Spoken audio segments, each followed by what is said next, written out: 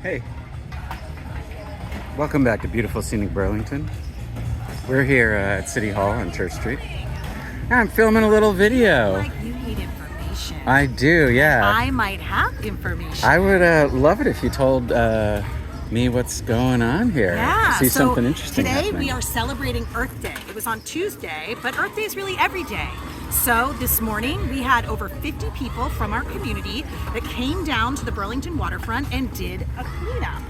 Yeah. And what's really interesting about marine debris and just trash that ends up in our environment, right, is we need to understand the sources and where it's coming from. So the next step is we brought all this debris up to Church Street, which is where we are right now, and we are sorting it so that we can collect data on what we're finding, because that data is going to help drive solutions. That's amazing. Yeah, both locally and globally. Is this the first time y'all are doing this? No. We had this idea probably back in 2018. Yeah. And we, a couple times a year for Earth Day, and then also in September, we do these cleanups and we bring all the debris up to Church Street to share with the community what we're finding, highlight the issues, and talk about the conservation work that we're doing. I'm with the Rozalia Project, and my friend Julie is with the Conservation Law Foundation, and we are actually part of a Lake Champlain Marine Debris Coalition that is working on tackling trash in our public waterways. That's great. Yeah. Yeah. Who are you? I'm Todd from beautiful scenic Burlington. Oh, love that. Okay, great. And so are you... And I have like a YouTube channel. Oh, awesome. Cool. I film documentaries about Burlington. Awesome. Yeah. So we do this. This is probably our 4th Earth Day here. Hey, how you doing? Normally, when it's not, when it's not kind of inclement weather, they have all the vendors out here, and there's music. Hi. There's music and all the good things, but yeah. We are, and you know what's, I will say something that I think is really interesting, is that we have had a tremendous turnout today despite the rain, and I can't help but think it is the current climate of the country that is making people feel motivated to do something. All right. And this is something. Because, I mean, we could have a cleanup in Burlington on a sunny day and only 10 people show up. But we had over 50 people. We had actually over 80 people that registered for this event.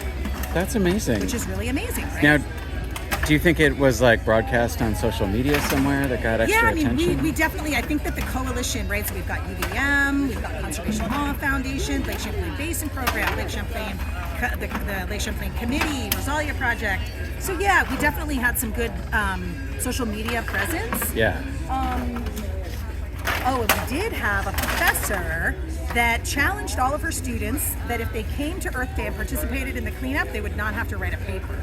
Okay. So that actually was some good bait and switch, and we ended up with quite a bit of students. That's great. As well. And they maybe get a little hands-on learning. Yeah, totally. So, yeah, what's interesting in Vermont, you may know this, back in 2020, we had a pretty broad brush sweeping legislation that banned a lot of single-use plastics, such as plastic bags, styrofoam takeout containers, straws, and that type of legislation actually really does shift behavior, right? So we no longer find single-use shopping bags anymore, right? But we do find lots of other things that we also need to be driving.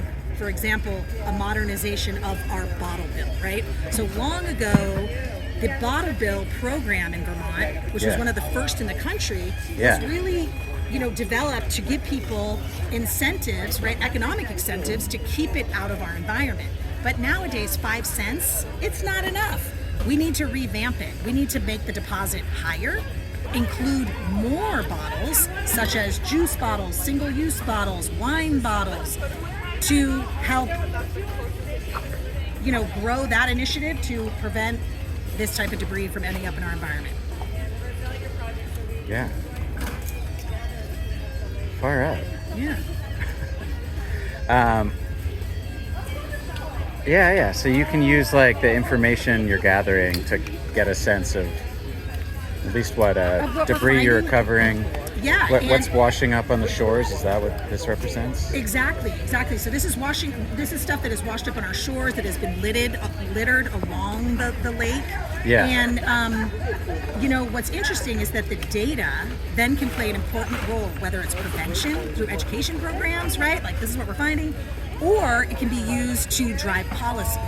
So, for example, our data that we've been collecting on the lake for about 15 years I had an opportunity last spring, so about a year ago, to go to Montpelier 2 different times to speak to legislators about including a dock foam ban into the Flood Safety Recovery Act that was passed in June of this past year.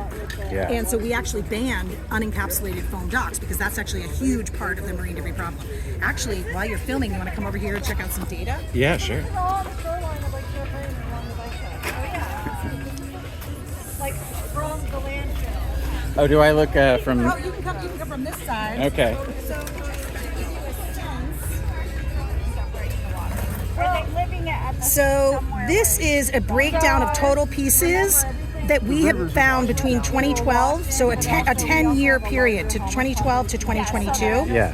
And you can see, right, microplastics, so all this big stuff, right, the longer it's in the environment, it breaks up into smaller stuff, and it never goes away. Yeah. Right, and then it accumulates, bioaccumulates up the food chain, right? Like the Right. smallest of critters in the lake, all the way up to the birds. Eat this stuff. Yeah. So it's really interesting to kind of see. So this data,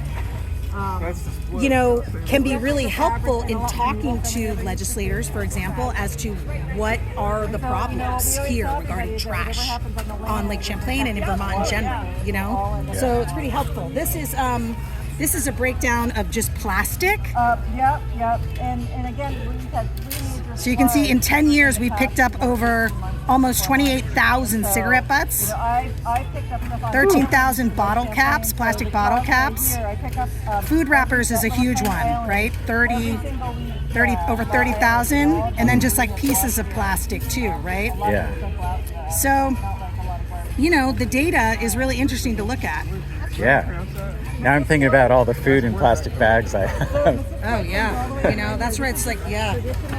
We got rid of those single-use bags, but we still have plenty of food wrapped in plastic. You want a sticker, Todd? Yeah, I'll take a sticker. All right, I got 3 different kinds for you. So there are You're very comfortable talking on camera, if I may say. You're very comfortable talking on camera. Oh yeah, I love to talk on camera. Well, I'm just a chatty Cathy anyway. My name's Ashley, by the way. Nice to meet you. So I've got this one, this kind of trippy. If you're into that kind of stuff. Oh, sure, yeah. That's got the Vermont vibe, for sure. So when we're not working here in Vermont, we actually have a 60-foot sailing research vessel in the Gulf of Maine. That little boat, her name is American Promise. She's our marine debris mothership. And we sail all throughout the Gulf of Maine doing this type of work. Yeah. But the debris in Maine is very different than the debris in Vermont, which is interesting, right? Yeah. We have a huge lobster industry, so that we have a ton of derelict fishing gear. Right, like those little buoys. Yeah. Here, I'll show you. Just give you a sense of what our summer work is like. So this is on the coast of Maine, so we have a huge bunch of people. Look at all this type of stuff. Very different debris, right? Yeah. Here's some education programming. Let me see. I know I've got some. So this was 2023. These were all the islands that we targeted, and you can see. I mean, look at this, and they all look like that. Wow. Just full of traps. Kind of wild, right? Yeah. And we take volunteers. So we've had over 50 volunteers that have applied this year. That's a great picture. Yeah, right? And it's just all manual labor, like human power, getting out and cleaning up the earth, and protecting the ocean. So, yeah, it's a lot of fun. This is, I love this picture too. This is a good one. There's me, I made a necklace. And then this is a really cool device. This is called the Crush Station. So it's a hydraulic powered trap crusher. And when we find the traps, you know, they're kind of mangled, but you know, they're like square, right? They're like these rectangles. Yeah. So in order to get them off of these remote islands, we actually put them in here and we crush them, and it enables us to haul a lot more, you know? Totally. So this cleanup, this day, we removed almost 10,000 pounds on this day. Yeah. Which is wild, right? Yeah. Good stuff. Cool, so who's gonna see your So YouTube? I've got 2,000 subscribers. Oh, sweet. And I don't really know who sees it. It's Okay, like cool. What's the name of it again? Beautiful Scenic Burlington. Beautiful Scenic Burlington. Yeah, so it could be nobody, could be, sometimes I get 50 views, sometimes I get 16,000 views, it all depends. Wow. Mostly what I do is like filming police and fire interactions, but I also do a lot of other stuff like this and Do you know Wayne protests. Savage? Yeah, I know Wayne Savage. Oh yeah, Wayne Savage he is knows out me. there, right? He is out there. He, I don't think he's my biggest fan, to put it mildly. Oh really? Why? I don't know why. I don't really know him. I just like, I'm a local, so I follow all the different, I'm in all the groups, right? So he's just like first on the scene of like, Yeah. He's No, like he's citizens. He's cool. He's been investigative. written up in the news. Oh yeah. Yeah. But the first time I met him, he was giving me An earful? grief for I don't know what. About what? I don't know. When you start off a channel like this and people see your work, they bring a lot of themselves to what they see. And so, people, it's funny, like some people will like yell at me in the comments like, you're one of those lefties, and someone else will yell in the comments like, you're one of those, conservatives. And I'm like, okay, just trying to document Burlington over here.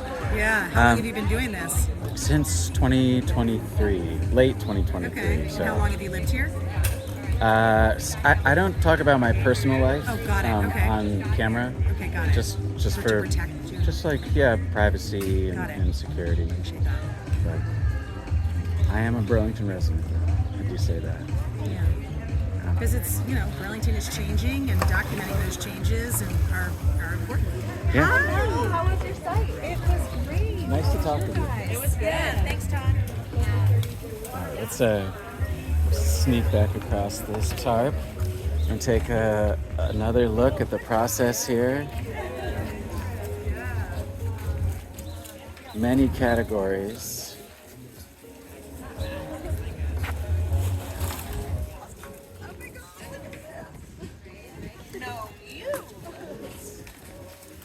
All right.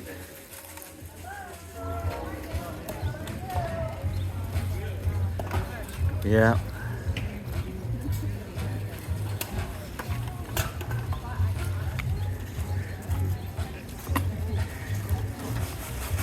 Wow, when you signed up for data collection, you were probably thinking something different, right? I do this work all the time, so Oh, I'm okay. not too surprised. But we've certainly had people who came to the cleanups who were pretty shocked by the impact it's having on our landscapes here. So Yeah. hopefully, as people are walking by, you kind of can see some faces that are like, ugh, and it's like, yep, exactly. Yeah. Is this all from the waterfront, All right? from the waterfront. Yeah, Yeah. right on. And I haven't even dumped all the bags yet. Yeah. How many more bags?